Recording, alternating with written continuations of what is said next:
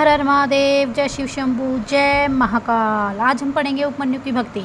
उपमन्यु परम तपस्वी व्याघ्रपाद मुनि के पुत्र थे। यह बालकपन से ही जो है परम तेजस्वी थे। इस पर भगवान शंकर की अपूर्व कृपा थी, जिस कारण तपस्वियों में अग्रगण्य बन गए। शंकर जी की कृपा से सब शास्त्रों में पारंगत बन गए। एक दिन बचपन में उपमन्यु ने दूध पीने का हठ किया।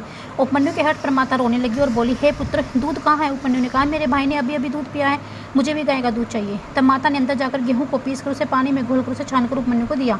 बालक ने एक घूंट पीकर माता से कहा, यह दूध अच्छा नहीं है, मैं इसे नहीं पीता। इस पर माता रोने लगी और बेटे से बोली, हम लोग तो वन में रहते हैं। माता के दुख भरे वचनों को सुनकर वह बोला, हे माताश्री, आप दुखी न हो, मैं भगवान शिव जी को प्रसन्न करके दूध प्राप्त कर लूँगा। मुझे आप इतना बता दो कि वह कहाँ पर मिलेंगे। उनके पास तो बहुत सी गायें होंगी, मैं उसे गाय मांग लूँगा। यह सुनकर माता उससे बोली, हे पुत्र, शिव जी तो सब जगह विराजमान रहते हैं, जिस जगह पर पुकारो वे वहीं चले आते हैं।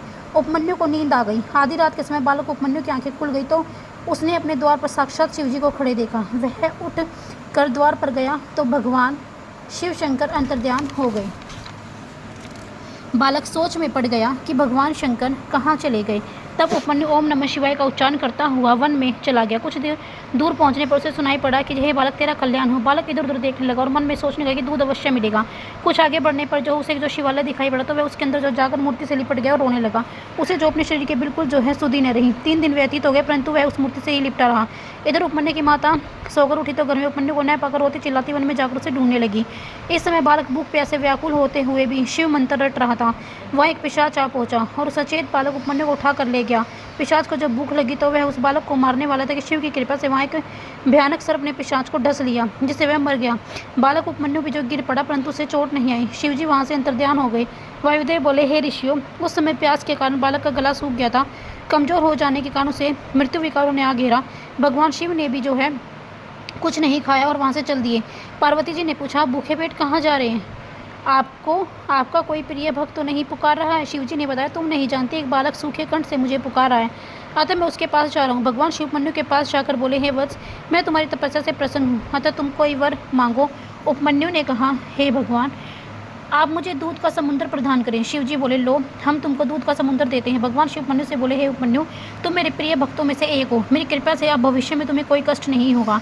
इतना कहकर भगवान शिव शंकर अंतर्ध्यान हुए। वायुदेव ने जो मुनियों को बताया, हे मुनियों, वासुदेव श्री कृष्णा ने अपनी इच्छा से पृथ्वी पर अवतार ग्रहण किया है। मुनि लोग उस आश्रम में पर पहुंचे तो उन्हें जटाजूटधारी भस्म लगाए हुए तिलकधारी उपमन्यु को उनके दर्शन हुए। श्री कृष्ण को उन्होंने प्रणाम किया। उपमन्यु ने त्रयायुष जमदग्नि ने इस मंत्र से उन्हें जो भस्म विलेपन किया। फिर 12 मास तक जो है उसने पाशुपत व्रत धारण कराया और जो उत्तम ज्ञान प्रदान किया। उस दिन से भगवान श्री कृष्ण ने पुत्र प्राप्ति हेतु गुरु के उपदेश से तपस्या की।